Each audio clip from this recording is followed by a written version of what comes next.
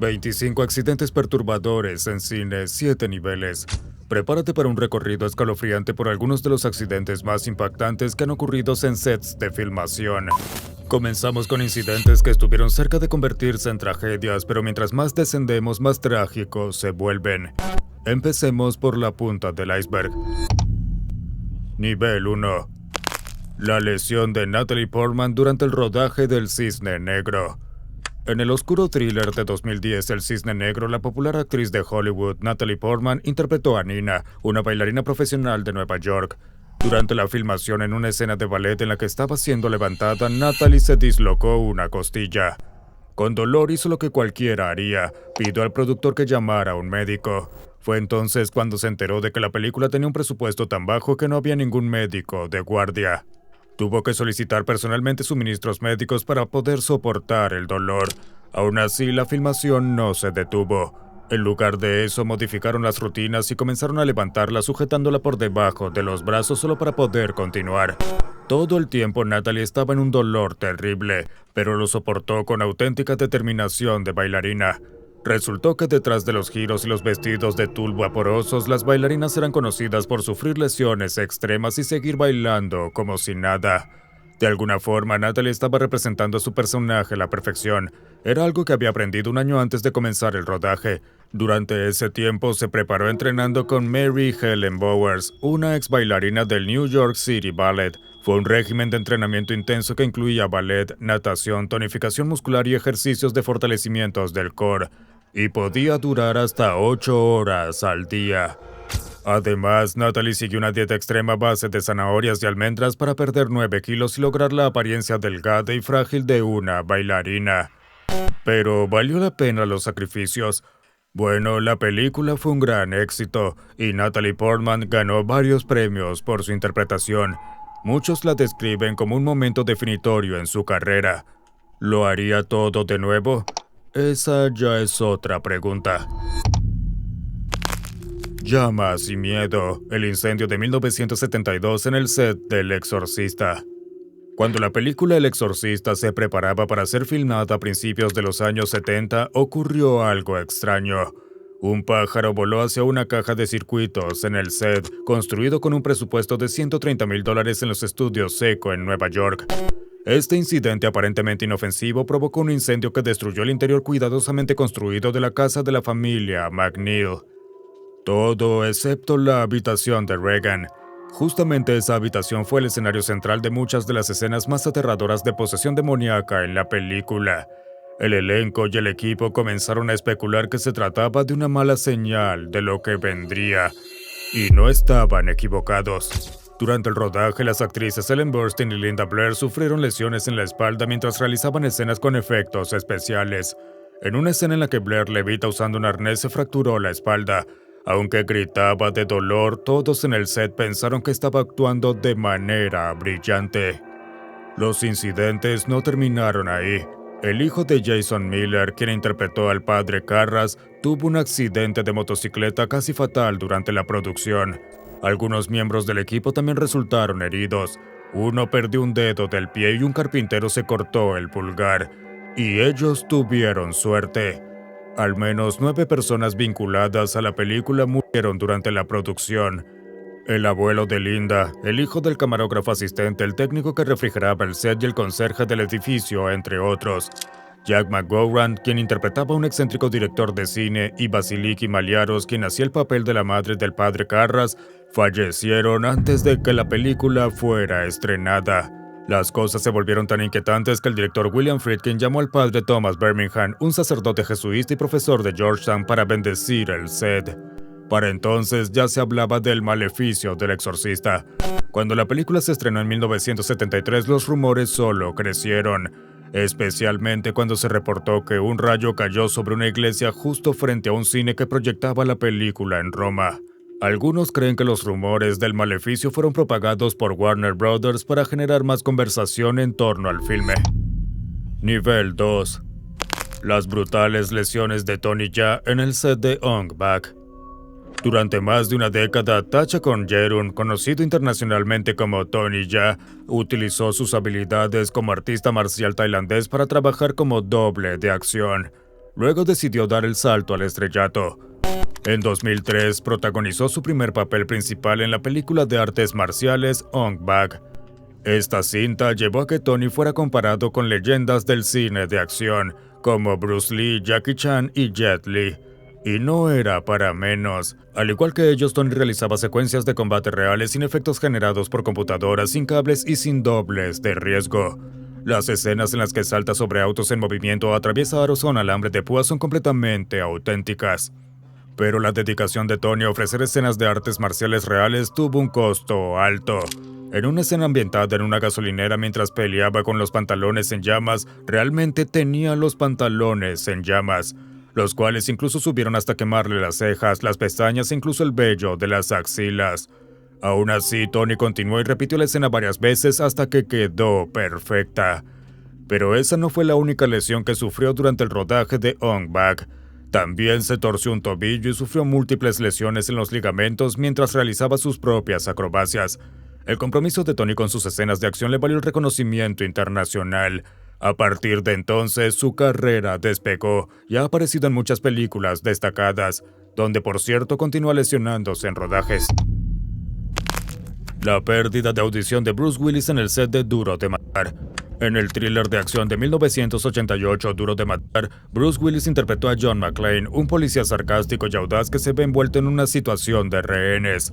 Fue la película que lo catapultó de hacer comerciales incómodos a convertirse en uno de los actores mejor pagados de Hollywood. Pero ese salto le costó caro a nivel personal. Se dice que durante el rodaje el director John McTiernan quería que las escenas de disparo sonaran más realistas, así que usaron cartuchos de fogueo especialmente potentes para las armas de utilería, buscando un efecto cinematográfico más impactante. No parece algo peligroso, pero sí que lo fue. En una entrevista, Willis reveló que perdió 2/3 de la audición en su oído izquierdo debido a un accidente en la primera película de Duro de Matar. No dio muchos detalles, pero una de sus hijas sí. Explicó que durante la filmación de una escena en la que Bruce estaba debajo de una mesa, se dispararon esas armas de fogueo justo al lado de su oído. La combinación de un sonido extremadamente fuerte y un espacio cerrado provocó que se le rompiera parte del tímpano, dejándole una lesión permanente.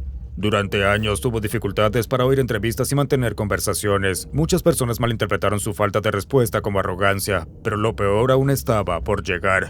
3 décadas después del estreno de la película, Bruce Willis sigue siendo una leyenda del cine y un ícono reconocido, pero los efectos de su pérdida auditiva siguen presentes.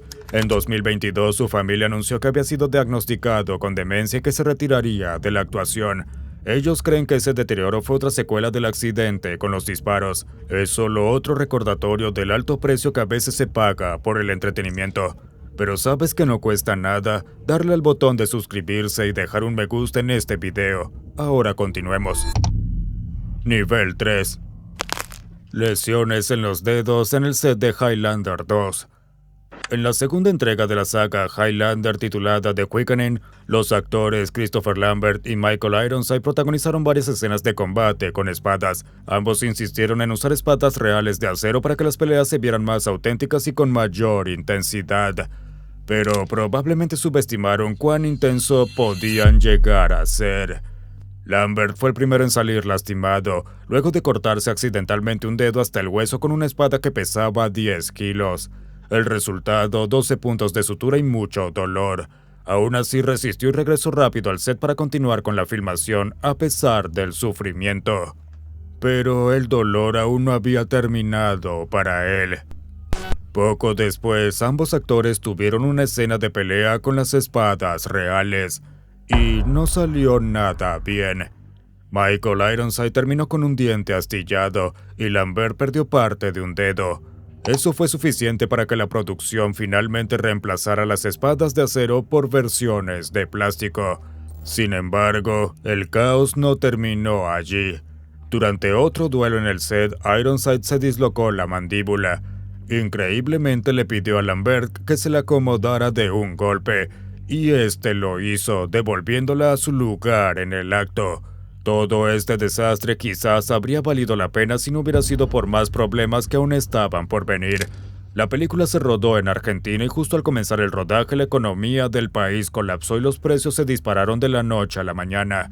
Los inversionistas, preocupados de que la película no se terminara antes de que se acabara el dinero, comenzaron a intervenir en la producción y a reescribir partes del guión. El resultado fue un desastre total. Muchos consideran a Highlander 2 como una de las peores películas jamás realizadas. A mí particularmente me encanta, pero es porque la considero más una comedia que una película de acción. Pero eso es solo si puedes ver la versión sin cortes, la cual yo sí vi. La lesión fatal de Buster Keaton durante una escena de El héroe en el río. A principios de 1900, mucho antes de que Jackie Chan o Tom Cruise se hicieran famosos por hacer sus propias acrobacias, existía Buster Keaton. Fue un actor, comediante y cineasta estadounidense conocido por sus películas mudas, donde combinaba comedia física con algunas de las acrobacias más ingeniosas jamás vistas. La escena más memorable de su carrera fue filmada en 1928, en la película El héroe del río. En una secuencia icónica y potencialmente mortal, Keaton debía quedarse completamente inmóvil mientras la fachada de un edificio de 2 pisos caía sobre él. Lo único que evitaba que fuera aplastado por la estructura de 2 toneladas era una ventana del ático perfectamente alineada para que él pasara justo por el hueco. Según la leyenda, los zapatos de Keaton fueron clavados al suelo para que no se moviera. Pero aún así, algunos miembros del equipo estaban tan convencidos de que algo saldría mal que abandonaron el set antes de que se filmara la escena. Por suerte, la acrobacia se ejecutó sin problemas, pero no siempre fue así. En una escena de su película de 1924, Sherlock Jr., Keaton corría sobre un tren en movimiento. Su plan era sujetarse de una cuerda al final del tren y caer al suelo mientras se abría una compuerta de agua sobre él. Pero la fuerza del agua fue tan intensa que lo derribó y lo hizo golpear su cuello contra un riel de acero. Perdió el conocimiento por unos segundos, pero aún así terminó la escena. Después de eso comenzó a sufrir fuertes dolores de cabeza, pero los ignoró y siguió trabajando. Fue después de esa lesión que ideó la famosa escena de El héroe del río. Pasaron 10 años antes de que se hiciera un chequeo médico, y fue entonces cuando un doctor descubrió que se había fracturado el cuello durante aquella escena del tren. Aunque no todos sus esfuerzos fueron recompensados en su momento, la famosa escena de la casa cayendo ha perdurado en el tiempo, y ha sido recreada en múltiples películas y programas de televisión. Ahorcamiento casi mortal de Michael J. Fox en el rodaje de Volver al Futuro 3. En un momento tras bambalinas que casi termina en tragedia durante la filmación de Volver al Futuro 3 en 1990, Michael J. Fox estuvo a punto de perder la vida mientras grababa una acrobacia que salió terriblemente mal. En la película hay una escena tensa en la que Marty McFly, interpretado por Fox, está a punto de ser ahorcado. En las tomas abiertas se utilizó un doble de riesgo, pero Fox tuvo que estar presente para las tomas en primer plano. Al principio el plan era seguro. Fox se paraba sobre una caja con la soga alrededor del cuello, lo que le permitía mover los pies para simular que estaba colgado. Pero la escena no se veía lo suficientemente realista, así que él, siempre dispuesto a asumir riesgos, decidió quitar la caja y colgarse directamente de la cuerda. La idea era colocar sus manos sobre la soga y su cuello para que actuaran como una especie de amortiguador. Fue una decisión audaz y peligrosa, pero funcionó bien, al menos en las primeras 2 tomas. Pero en la tercera algo salió mal, ya que calculó mal la posición de sus manos y la soga se apretó directamente sobre su cuello y comenzó a perder el conocimiento. Durante varios segundos aterradores quedó colgado balanceándose e inconsciente. Mientras tanto, el equipo de filmación pensó que solo estaba actuando con gran realismo. Fue el director Robert Zemeckis quien notó que algo no estaba bien en el cuerpo inmóvil y el rostro sin reacción del actor. Rápidamente gritó pidiendo ayuda y los miembros del equipo corrieron para bajarlo justo a tiempo. A pesar del trauma, Fox regresó al set y terminó de filmar la película. Aunque no sufrió daños cerebrales graves, un año después comenzó a notar movimientos musculares involuntarios. Fue entonces, a los 29 años, cuando le diagnosticaron la enfermedad de Parkinson. Lo mantuvo en secreto durante años y no fue sino hasta 1998 que lo hizo público. En su primer libro de memorias, Lucky Man, Fox confesó que esta experiencia cercana a la muerte lo sacudió profundamente y le hizo preguntarse si aquel accidente tuvo algo que ver con su diagnóstico. Sin embargo, no existe evidencia científica que respalde la teoría. La acrobacia que casi mata a Jackie Chan. Durante muchos años, el actor Jackie Chan ha realizado sus propias acrobacias y hazañas temerarias en películas de artes marciales y comedia de acción. A lo largo del tiempo ha acumulado decenas y decenas de lesiones. Cuando se rompió la espalda y se dislocó la pelvis tras caer a través de un techo de vidrio durante la filmación de Historia Policíaca, o cuando recibió un corte real durante una escena de pelea con espadas en la película La serpiente a la sombra del águila de 1978. Aún así, no se detuvo, continuó peleando y la escena con su sangre real fue incluida en el montaje final. También está la vez que se lesionó el cuello al caer desde una torre en la película Project A, o cuando estuvo a punto de perder un ojo durante el rodaje de El Maestro Borracho, también en 1978. Pero hay una acrobacia en particular que casi termina con su vida en pleno apogeo de su carrera. Ocurrió durante la filmación de La Armadura de Dios de 1986. Chan acababa de grabar una escena en la que bebía cerveza de verdad, algo común en ese entonces. En la siguiente escena su personaje debía saltar desde una cornisa hacia la rama de un árbol. En la primera toma todo salió bien, pero siendo el perfeccionista que es, el actor no quedó satisfecho y decidió hacer una segunda toma. Después de tomar más cerveza subió nuevamente y saltó. En algunas versiones se dice que falló el salto, en otras que la rama se rompió. Sea como sea, cayó de cabeza desde una altura de 12 metros hasta el suelo rocoso. La caída le rompió la nariz, le destrozó la mandíbula y le fracturó el cráneo. Fue trasladado de urgencia al hospital donde se sometió a una cirugía cerebral de 8 horas que le salvó la vida. La acrobacia le dejó un agujero permanente en el cráneo, pero eso no lo detuvo. Jackie Chan volvió a los sets y siguió haciendo acrobacias extremas como si nada hubiera pasado. Nivel 4. El accidente detrás de cámaras, el choque de Uma Thurman en el set de Kill Bill. Hacia el final de la película Kill Bill, la novia, interpretada por Uma Thurman, conduce un convertible vintage a toda velocidad por un camino de tierra en México. Pero durante la filmación hubo una escena en particular en la que la actriz no quería participar. Un miembro del equipo le advirtió que aunque el auto había sido modificado de transmisión manual a automática, no era seguro conducirlo y los asientos ni siquiera estaban bien atornillados.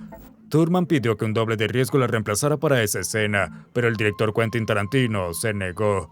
La tranquilizó diciendo que el auto estaba bien y que el camino era recto. ¿Qué podría salir mal? Bueno, segundos después de que tomara el volante, perdió el control del vehículo y se estrelló contra un árbol, y fue lanzada violentamente hacia un lado. El equipo corrió al lugar del accidente para auxiliarla y sacarla del auto. Thurman sufrió una conmoción cerebral, daños permanentes en el cuello, lesiones en las rodillas y dolores crónicos de por vida. Al salir del hospital, acusó a Tarantino de haber intentado matarla, y ambos se distanciaron cuando él se negó a entregarle la grabación del accidente. Pasaron 15 años antes de que Thurman finalmente obtuviera la grabación y la publicara en Instagram. Sin embargo, no culpó a Tarantino. En su lugar, responsabilizó al productor Lawrence Bender y al notorio Harvey Weinstein por encubrir lo sucedido.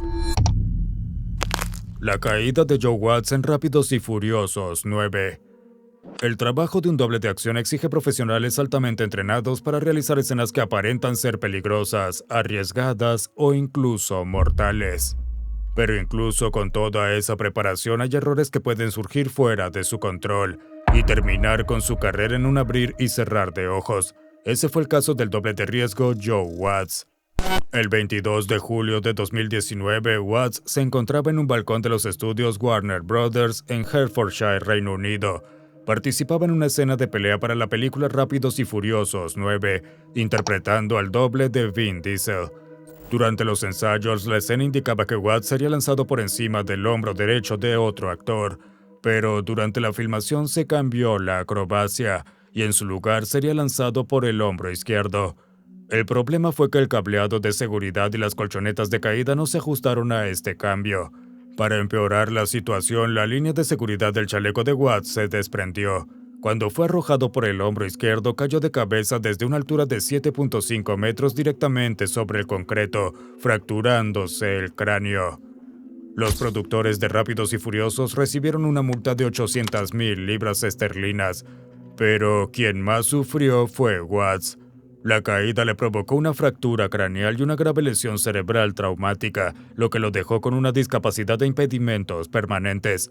Watts presentó una demanda por $1.2 millones contra los productores, pero su vida nunca volvió a ser la misma. La carrera que había construido trabajando en películas y producciones reconocidas como La Mujer Maravilla 1984, El Hombre Araña Lejos de Casa, Han Solo, una historia de Star Wars y El Hilo Fantasma llegó a un abrupto y trágico final. La lesión que cambió la vida de Christopher Reeve, el accidente fuera del set de Somersby. Christopher Reeve fue un actor estadounidense reconocido por protagonizar 4 películas de Superman entre 1978 y 1987. Su interpretación del superhéroe lo hizo tan famoso que comenzó a rechazar papeles en grandes producciones para enfocarse en el cine independiente.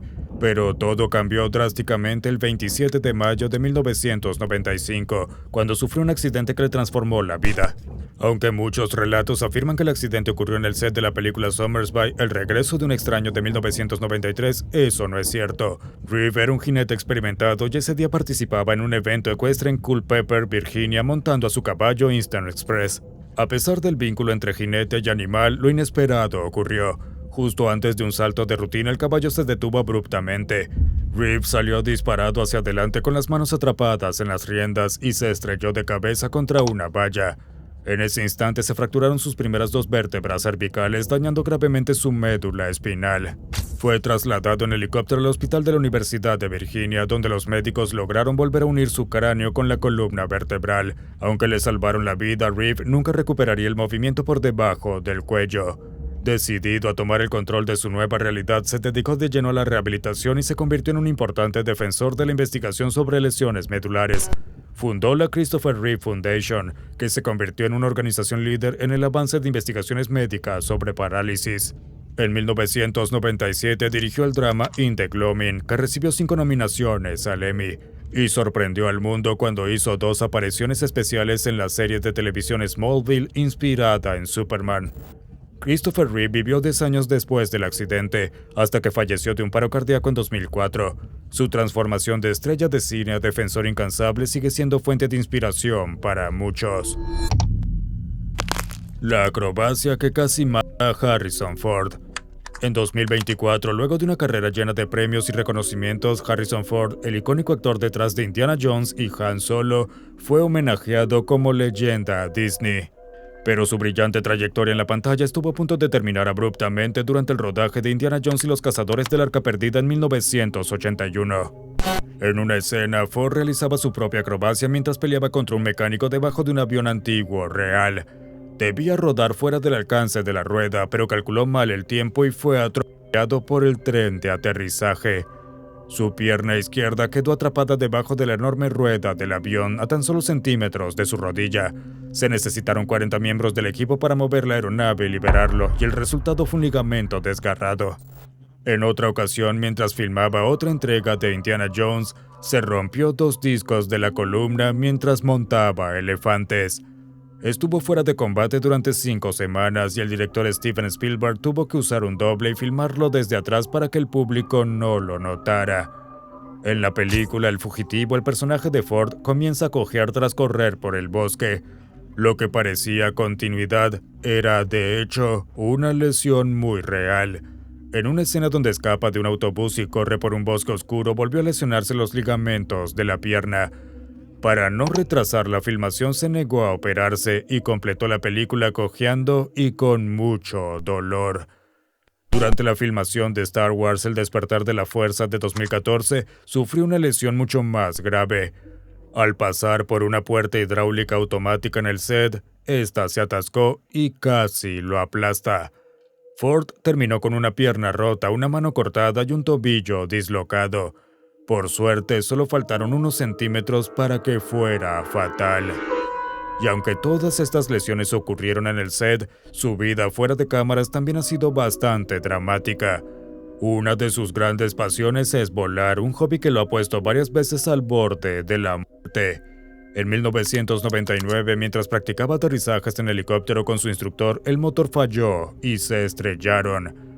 Sorprendentemente, tanto él como su instructor salieron ilesos. Luego, en 2015, ocurrió el accidente más famoso. El motor de su avión falló mientras volaba a 900 metros de altura. Pero en un acto digno de sus personajes, evitó estrellarse contra casas o edificios y logró aterrizar de emergencia en un campo de golf. Fiel a sus personajes, también ha sido un héroe en la vida real. En el año 2000 participó en un operativo de rescate para encontrar a una excursionista perdida en las montañas de Idaho, y en 2001 rescató a un niño de 13 años que se había extraviado en el Parque Nacional Yellowstone. Este es un claro caso donde la realidad supera a la ficción. Dar Robinson. Muerte trágica durante una acrobacia de caída en Million Dollar Mystery. Uno de los especialistas de acción más reconocidos en Hollywood durante las décadas de 1970 y 80 fue Christopher Dar Allen Robinson. Fue un pionero en el mundo de las acrobacias. Saltaba desde helicópteros sin paracaídas, conducía vehículos por precipicios, saltaba desde edificios altos y estableció numerosos récords mundiales, como la caída libre más alta mientras estaba en llamas y el salto de automóvil más largo desde una rampa hasta el suelo. Robinson fue una presencia constante en las películas de acción, trabajando junto a estrellas como Steve McQueen, Burt Reynolds y Clint Eastwood. En el punto más alto de su carrera fue considerado el doble de riesgo mejor pagado, después de recibir $100,000 por saltar desde una torre de 335 metros en la película High Point. Hizo el salto una vez con paracaídas y otra vez utilizando un sistema de cables que él mismo había inventado. A pesar del nivel extremo de sus acrobacias, Robinson nunca fue descrito como un temerario. Siempre era meticuloso y calculaba cada detalle de sus escenas. Sorprendentemente, en 13 años de carrera nunca se había roto un solo hueso. Pero eso cambió el 21 de noviembre de 1986. Robinson se encontraba en el set de la película Million Dollar Mystery en Glen Canyon, en el desierto de Arizona. Acababa de completar una acrobacia de alto perfil donde chocaba su motocicleta contra una barrera y saltaba hacia una red de seguridad. La siguiente escena iba a ser mucho más sencilla: interpretar a uno de 3 gángsters que perseguían al protagonista, algo que Robinson podía hacer casi sin pensarlo. Por eso el personal médico de emergencia fue retirado del set. Robinson y otros 2 motociclistas bajaban a toda velocidad por una colina empinada. Al acercarse a una curva cerrada, redujeron la velocidad, pero algo salió terriblemente mal. Robinson, que iba por el borde exterior, perdió el control de la motocicleta, se deslizó fuera del camino y cayó por el terraplén, desplomándose 12 metros hasta su muerte. Y así, la única acrobacia que falló Dar Robinson se convirtió en la última. Nivel 5. El accidente ardiente de Margaret Hamilton en el set del Mago de Oz. La comedia musical El Mago de Oz de 1939 se ha ganado un lugar como una de las películas más icónicas de todos los tiempos, pero muy pocos de sus fans saben el alto costo que tuvo para una de sus actrices, Margaret Hamilton, quien interpretó a la inolvidable bruja mala del oeste. En la escena donde la bruja aparece entre una nube de humo rojo, se usa una plataforma elevadora integrada en el piso para bajarla del set, justo antes de que el equipo técnico encendiera fuego real a través de unas rejillas. No había CGI en los años 30, así que todo era práctico. Increíblemente, la primera toma salió perfecta. Hamilton dijo su línea, bajó por la trampilla, se liberó del set y el fuego se encendió justo a tiempo. Todos estaban felices, pero el director Victor Fleming quería otra toma. Fueron 5 intentos más, y en el quinto ocurrió el desastre. Hamilton aún estaba en el set cuando los técnicos liberaron las llamas. El equipo corrió a ayudarla, pero no llegaron a tiempo. El resultado fue catastrófico. Sufrió quemaduras de 2º grado en el rostro y de 3er grado en la mano. Para colmo, el maquillaje verde que llevaba, hecho a base de cobre, era tóxico si se absorbía, así que tuvieron que quitárselo rápidamente con alcohol para evitar más daño en la piel. Fue un dolor que Hamilton jamás olvidó. Pasó 6 semanas recuperándose antes de volver al set, aún con la mano en proceso de curación. Y entonces el estudio le pidió que filmara una escena en la que la bruja escribe en el cielo con humo, pero al saber que usaría un traje ignífugo, Hamilton se negó. Ya no quería saber nada del fuego, así que llamaron a su doble de riesgo Betty Danko. Durante los ensayos, una tubería diseñada para producir humo explotó, arrancándole el sombrero y la peluca y arrojándola desde una escoba. Danko sufrió una quemadura profunda de 5 centímetros, quemaduras químicas y no pudo caminar por un tiempo. Es uno de los pocos casos en los que tanto la actriz como su doble quedaron afectadas por un accidente, y que todo esto ocurriera en una fantasía infantil lo hizo todo más impactante. El fatal accidente de Conway Wycliffe en el set de Batman El Caballero de la Noche. Hay dos nombres que aparecen al final de los créditos de la película El Caballero de la Noche: Heath Ledger y Conway Wycliffe. Ambos fallecieron antes del estreno del filme. Ledger, quien interpretó al Guasón, murió por una sobredosis accidental. La muerte de Wycliffe también fue un accidente, pero ocurrió directamente en el set de filmación. Wycliffe era técnico de efectos especiales y operador de grúa, con experiencia en varias superproducciones como Batman Inicia y Casino Royale. El 24 de septiembre de 2007 se encontraba en el set de El Caballero de la Noche, donde el equipo se preparaba para grabar la segunda parte de una escena de acción en la que el batimóvil saldría disparado por una rampa, volcaría y luego explotaría. Wycliffe, que también se desempeñaba como camarógrafo de seguridad unida, debía seguir el auto de acrobacias desde el asiento trasero de una camioneta Nissan 4x4. Iba a asomarse por la ventana trasera para capturar la escena con su cámara. Hicieron 3 ensayos sin problemas, pero en la cuarta toma la Nissan no logró girar en una curva y se estrelló contra un árbol. Wycliffe, que no llevaba cinturón de seguridad y estaba inclinado hacia afuera de la ventana, no tuvo ninguna oportunidad. Sufrió heridas graves en la cabeza y murió antes de llegar al hospital. Hubo una investigación de 2 días en 2008, pero finalmente su muerte fue clasificada como accidental. Paul Mans, el choque fatal durante el rodaje del vuelo del Fénix. El vuelo del Fénix fue un drama de supervivencia de 1965 que contaba la historia de un grupo de personas que, tras un accidente aéreo, quedan varadas en el desierto del Sahara. Para escapar, trabajan juntos para construir un nuevo avión a partir de los restos del anterior, una nave llamada Tallman's Phoenix P-1. No hubo dudas sobre quién pilotaría el Fénix durante la filmación: Paul Mans. Reconocido por sus hazañas en carreras aéreas y como doble de riesgo en Hollywood, Mans y su socio Frank Tallman ensamblaron un avión único usando partes de varias aeronaves para simular una construcción improvisada como en la historia de la película. Eso fue antes de la era del CGI, así que el avión debía volar realmente. Mans realizó la mayoría de los vuelos de prueba, mientras que Tallman voló la nave durante las tomas aéreas el 7 de julio de 1965 en el desierto de Arizona. Al día siguiente, el director pidió unas tomas de baja altura que simularan un despegue desde la arena. Pero Tallman estaba hospitalizado tras lesionarse una pierna mientras andaba en go-kart con su hijo. Así que Mans tomó su lugar, acompañado por el doble Bobby Rose. La primera toma salió bien, pero en la segunda el avión perdió el control. Testigos informaron que la nave ascendió abruptamente y luego se precipitó en picada hacia el desierto.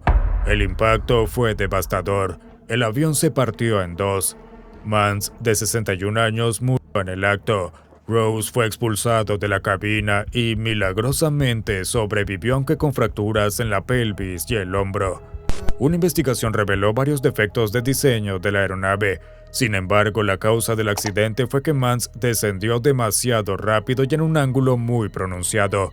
Un informe toxicológico indicó la presencia de alcohol en su sistema, pero quienes lo conocían afirman que no estaba bajo los efectos del alcohol. Aunque la trágica escena quedó grabada, por respeto a Mans, no fue incluida en la versión final de la película. El trágico accidente durante el rodaje de Asesinato en la Montaña.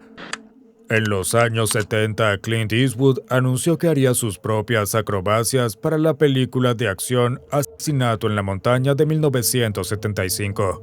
La filmación tendría lugar en la cara norte del monte Eiger, en Suiza. Aunque no es la montaña más alta, sí es una de las más peligrosas y traicioneras del mundo. Muchos pensaron que Eastwood estaba arriesgando demasiado, pero estaban preocupados por la persona equivocada. Quien realmente corría el mayor riesgo era David Knowles. Knowles tenía 27 años y había sido contratado como doble de escalada y fotógrafo de la producción. También era un escalador experimentado que ya había conquistado el Eiger en 1970, lo que lo convertía en el alpinista más competente del equipo. Incluso había recibido un premio por rescatar a un grupo de escaladores atrapados en otra expedición. En el segundo día de rodaje, Knowles y el cineasta Mike Hoover descendieron por una cornisa para filmar una toma que simulara la perspectiva de un escalador ante una caída de rocas. La escena consistía en que un miembro del equipo arrojara rocas de espuma mientras Knowles protegía la cámara de los impactos. Después de grabar lo necesario, ambos estaban conversando y empacando su equipo, cuando un enorme peñasco se desprendió y los golpeó. Hoover se fracturó la pelvis y estuvo fuera de acción por 10 días. Él fue el afortunado. Knowles, que estaba justo encima, recibió el impacto directo y murió al instante. Apenas era el segundo día de filmación. Eastwood estuvo a punto de cancelar todo el proyecto, pero el equipo lo convenció de seguir adelante. Como dice el viejo refrán del espectáculo, el show debe continuar. John Berneker. Caída fatal durante un ensayo de acrobacia en The Walking Dead. Durante más de 17 años no se había registrado ninguna muerte relacionada con acrobacias en un set de filmación de Estados Unidos, un récord que daba cierta tranquilidad a los dobles de riesgo, hasta que se rompió en 2017 en el set de la popular serie de televisión The Walking Dead. Ese día, John Hagen Berneker se encontraba grabando una escena de pelea para el 7º episodio de la 8ª temporada.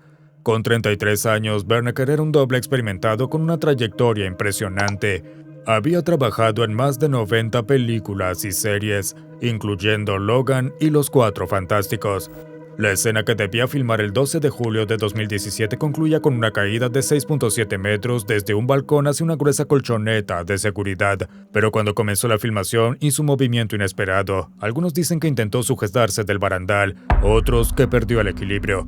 Sea como sea, este pequeño cambio lo desvió completamente de la trayectoria planeada. En lugar de caer sobre la colchoneta, Berneker cayó de cabeza contra el concreto, a solo centímetros de la zona protegida. No había ambulancia ni personal médico en el set. Más tarde fue trasladado en helicóptero a un hospital de trauma y conectado a un respirador artificial. Falleció al día siguiente. La productora Stalwart Films fue multada por no contar con las medidas adecuadas de protección contra caídas y recibió la sanción máxima, poco más de $12,000. Nivel 6. Ahogamiento en el set del Llanero Solitario. Desde los 15 años, Michael Bridger practicaba buceo. Nacido en Redondo Beach, California, se sentía tan cómodo en el agua como en tierra firme. Su pasión por el agua lo acompañó hasta la adultez y además de trabajar como soldador, se convirtió en un experto en seguridad acuática. Su gran oportunidad llegó cuando trabajó junto al famoso productor Jerry Bruckheimer en la primera película de la saga Piratas del Caribe. Avanzamos al 21 de septiembre de 2012. Bridger se encontraba en uno de los sets de la superproducción del Llanero Solitario. Iban a grabar una escena de acción submarina más adelante, y Bridger había sido contratado para limpiar un tanque de agua de 7 metros de profundidad antes de la filmación. Se colocó su equipo de buceo, entró al tanque y comenzó a limpiar. En caso de emergencia, confiaba en que su compañero de buceo que había quedado afuera estaría atento. Lo que no sabía era que ese compañero lo había dejado solo. Según los reportes, estuvo bajo el agua durante 10 minutos antes de que alguien notara que ya no subían burbujas a la superficie. Había sufrido un infarto. Cuando lo sacaron del agua, ya estaba inconsciente. Michael Bridger, de 48 años, murió en el lugar. La División de Seguridad y Salud Ocupacional de California abrió una investigación y encontró múltiples fallas por parte de la productora Silver Bullet Production, una afiliada de Disney. Desde permitir que Bridger buceara sin un compañero de apoyo hasta no contar con un supervisor de buceo designado. Además, el personal no tenía autorización médica ni la capacitación adecuada en procedimientos de emergencia como RCP. La lista de negligencias continuaba. Al final, la producción fue multada con más de $60,000. Algunas películas reconocen en los créditos a los miembros del equipo que fallecen durante el rodaje. El Llanero Solitario no fue una de ellas. El accidente fatal de Roy Kinnear a caballo en el set del Regreso de los Mosqueteros. 20 años después del estreno de Los Tres Mosqueteros, su secuela El Regreso de los Mosqueteros llegó a los cines. Pero uno de los actores del reparto nunca vería la película terminada. el actor y comediante británico Roy Kinnear. El 19 de septiembre de 1988, Kinnear estaba en el set de filmación de la secuela en España, enfrentando una decisión difícil.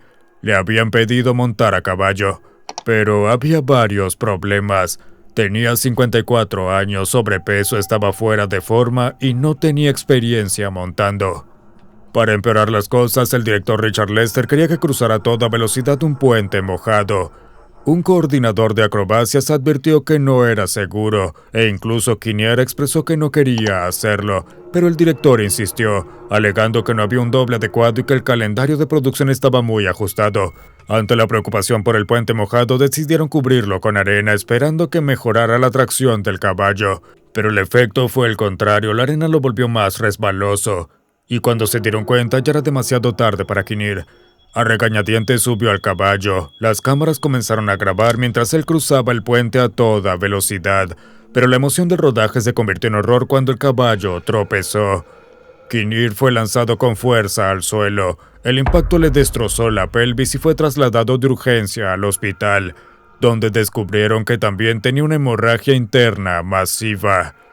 A pesar de los esfuerzos médicos, no pudieron salvarlo. Al día siguiente, sufrió un infarto y murió.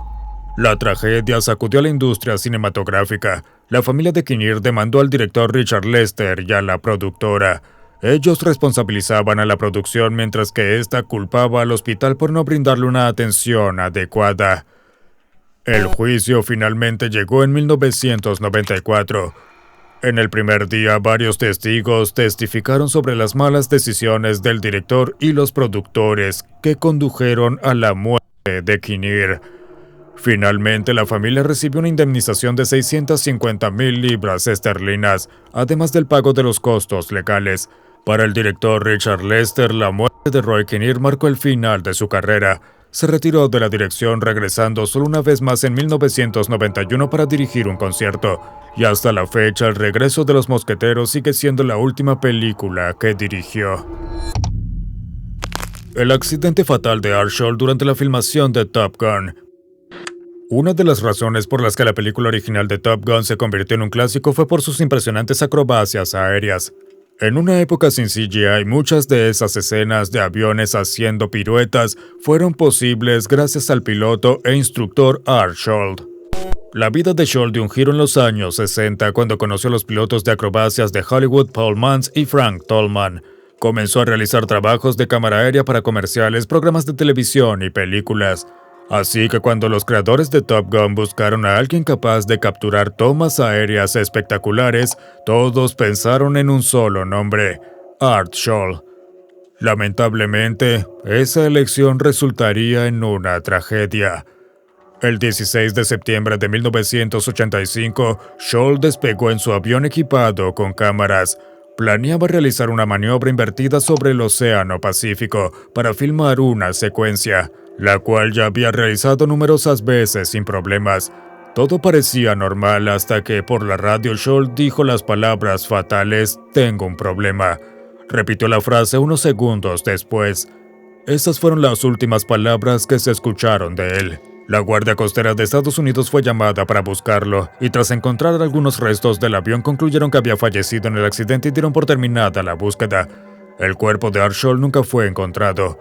Un detalle inquietante es que perdió la vida tras realizar una maniobra de giro plano, la misma que provoca la muerte del personaje de Goose en la película. Las causas del accidente siguen siendo un misterio.